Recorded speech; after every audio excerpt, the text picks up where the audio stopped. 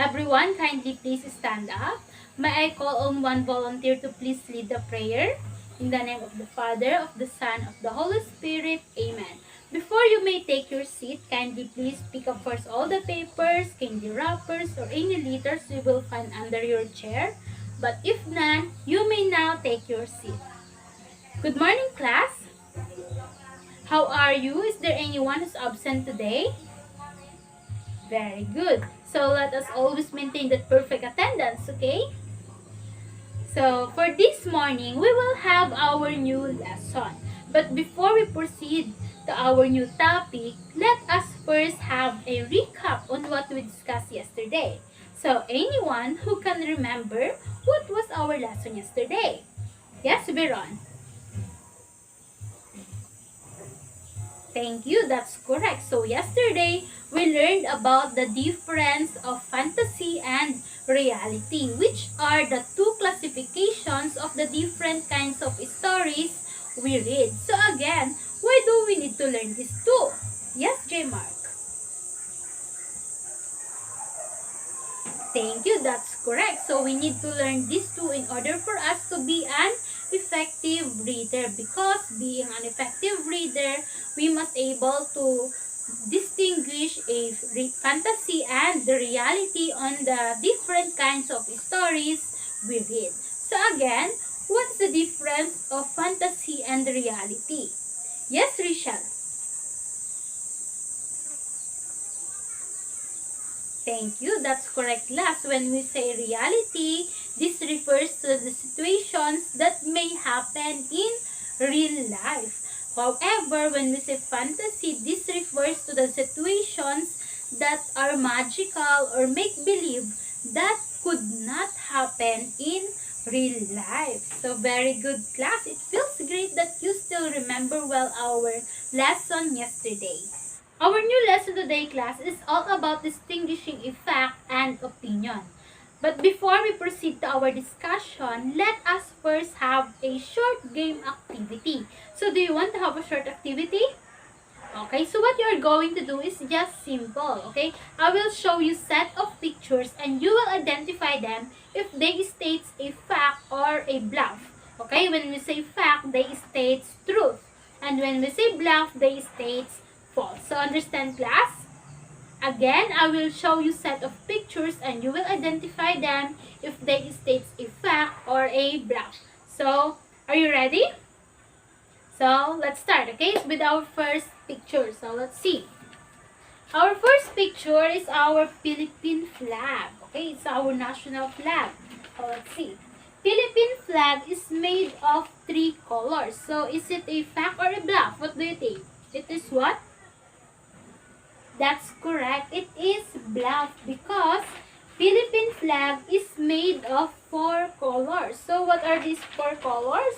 We have the yellow, okay, which is the color of the sun and the stars. We have the white, we have the red, and we have the blue. So, we have 4 colors. So, therefore, Philippine flag is made of 4 colors, not 3 colors. That's why it is bluff. Okay, very good.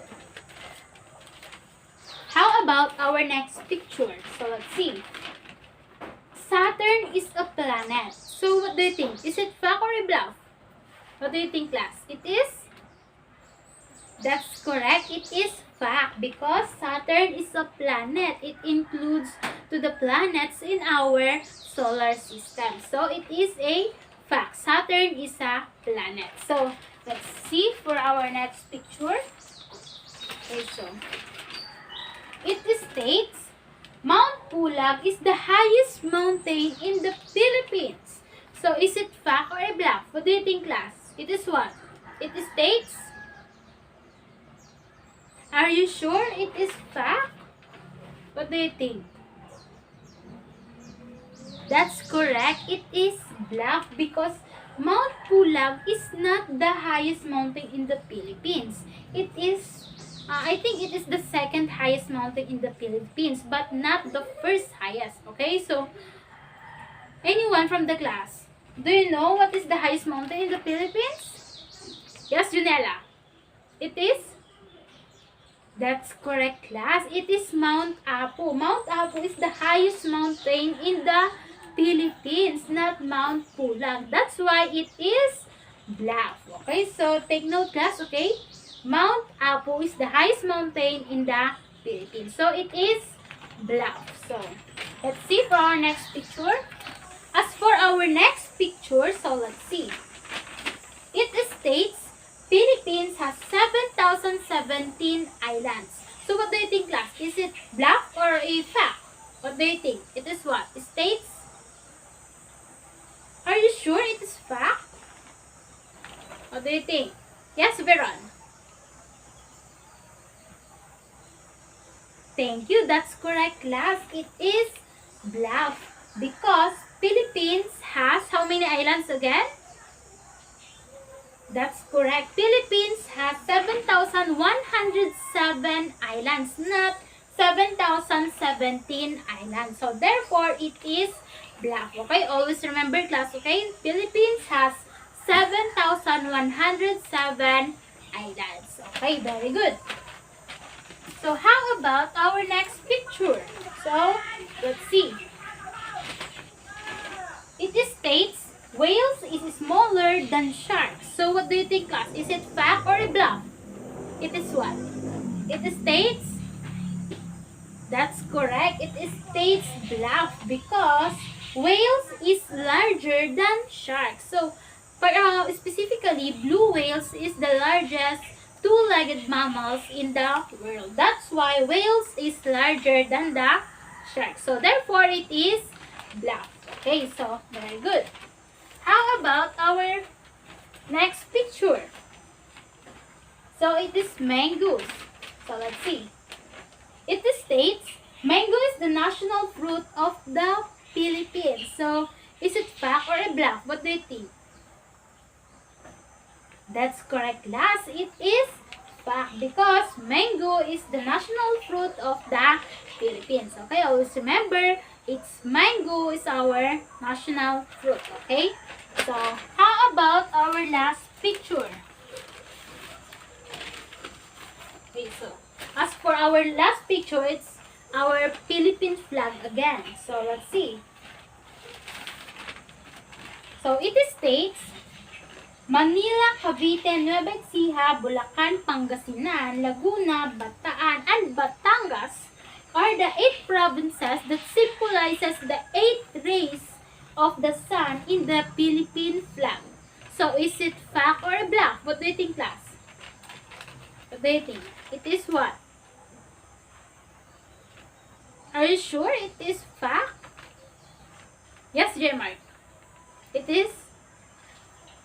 That's correct. It is bluff because Pangasinan is not included in the 8 provinces. It is Pampanga. We have Manila, Cavite, Nueva Ecija, Bulacan, Pampanga, Laguna, Bataan, and Batangas are the 8 provinces that symbolizes the 8 rays of the sun in our national flag. So, always remember, class, okay, Pangasinan is not included in the 8 provinces that symbolizes the 8 rays of the sun. So, very good. So, that's it, class. Very good. You got all the pictures that I presented to you. So, some states a bluff and some states fact. Okay? Just like what I mentioned earlier, our new lesson today, class, is all about distinguishing a fact from an opinion. So, before we begin our discussion, let us first read a letter sent to us by our friend Taylor. So, let's start. So, it says, Dear Teacher Ange, I need your help. I'm having difficulty distinguishing a fact from an opinion in sentences. I have a restaurant review sent by my friend in the next clue card. And I am confused which sentence are stating a fact and which one are stating an opinion. I hope you can help me. Thank you. Sincerely, Taylor. So from this letter sent to us by our friend Taylor, she seems having a difficulty distinguishing a fact from an opinion in a restaurant review sent by her friend. So let's try to read the restaurant review sent by her friend to Taylor. So here is the restaurant review. So let's read. Restaurant review April 4, 2022. Ariana's Bistro. Ariana's Bistro is a restaurant located on Main Street. It is open from 10 a.m. until 9 p.m. every day. When I arrived, I was greeted promptly by a lovely hostess. I was seated and given a menu. I ordered a sirloin steak with mashed cauliflower and zucchini. I thought everything was absolutely delicious. The next time you go out to eat, you should go to Ariana's. So from this restaurant review sent by Taylor, we will help her distinguish the sentences that are stating an opinion and a fact. But before we start, we will first define what is fact and opinion and identify the difference between fact and opinion, enable for us to distinguish a fact from an opinion in an informational text like this restaurant review. So are you ready, class? Before we start our discussion, again, what are our rules when teacher is discussing in front? Sit properly, hands on the desk, pay attention, and listen carefully. Okay, so very good. So our lesson today is all about fact and opinion.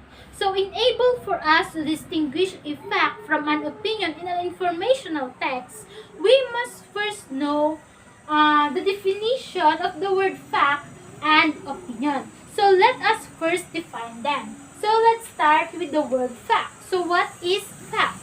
Okay. So when we say fact, fact is a statement that is known or proven to be true. So these are the statements that is known to be true and is supported by evidence. Okay, so for example, there are 12 months in a year. So it is a fact because we can prove that there are 12 months in a year. We can just look by on our calendars and other sources. We can prove that there are 12 months in a year. That's why it is a fact because we can support it with evidence. Alright, is this clear, class? Another example, Emilio Aguinaldo is the first president of the Philippines. It is a fact because we can prove that Emilio Aguinaldo is the first president of the Philippines. Just by browsing online sources or reading books, we can support and present an evidence that Emilio Aguinaldo is the first president of the Philippines. So, is it clear, class? Again, when we say fact, it is a statement that is known or proven to be true. It is always supported with evidence. Okay? So, is it clear, class? Okay, so let's move to the word opinion. So, let us also define what is opinion. When we say opinion, it is a statement of belief or a person's feelings. Okay, so when we say opinion, these are the statements that is an expression of person's beliefs, feelings, or thoughts. So, for example, we have Bantay is the cutest dog in the whole world. So, when we say Bantay is the cutest dog in the whole world, it is an opinion. Because other people might think that because other people might also have their other opinions, okay? Since they also have their own dogs. That's why there is no amount of research that can be done to prove that a particular dog is the cutest in the whole world. So therefore, it is an opinion because it is just a person's thought about his dog. Okay? Is that clear, class? Did you get it? Another example, we have all girls love to have a long hair. So it is an opinion because when we ask other girls, they might have other preferences about having another hairstyle. So other girls might prefer to have a long hair, but other girls also also want to have a short hair. They prefer to have a short hair than a long hair. That's why it is a opinion, because not all girls have love to have a long hair. Did you get it, class? Understood? Actually, class, there is also another way to distinguish a fact from an opinion. Sometimes, class, when proving a fact, it takes research, but often to prove is just quiet simple. For example, if I said pizza is the most delicious food, it would be an opinion, because other people might be disagreeing since they also have their own opinion about their most delicious food. Okay, there is no way to prove that pizza is the most delicious food to be true. But if I said Kendall's favorite food is pizza, I am stating a fact. I wouldn't need to go to library um, or browse online sources to prove that Kendall's favorite food is pizza. I could just ask Kendall and I could prove that the statement to be true. Is it clear, class? When we are reading or listening, class, there is actually number of signal words that could help us to recognize a statement that might be an opinion. Looking back to our earlier example, pizza is the most delicious food contains the word most. The important thing to remember that fact is a statement that is known or proven to be true, and opinion is a statement of person's belief, feelings, or thoughts. We use facts on our daily lives without even thinking about it. Using careful observations or measurements can help us identify a fact. For example, we have specific measurements such as percentages, temperatures, and ages.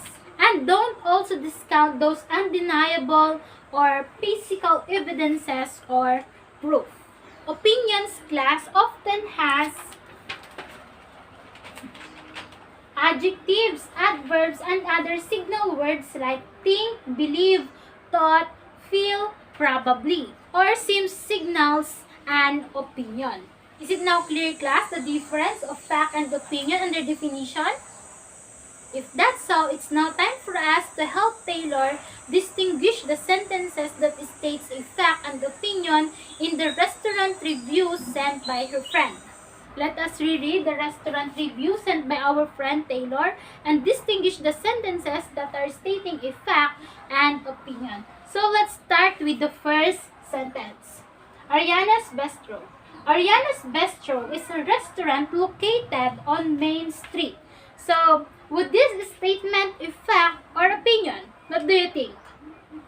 That's correct. It is a fact because we can prove that Ariana's Bistro is located on Main Street just by going there or just by simply looking on a map. We can prove that Ariana's Bistro is located on Main Street. So, therefore, it is a fact. So, very good. It is a fact. Okay, so next sentence.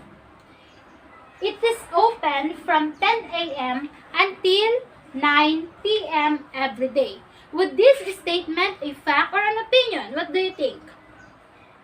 That's correct. This statement is a fact because we can prove that the restaurant is open from 10 a.m. until 9 p.m. every day just by looking on the signage of the restaurant or just by looking at the restaurant's website and just by calling the restaurant and ask. We can prove that the Ariana's Bistro is open from 10 a.m. until 9 p.m. every day. So therefore, it is a fact.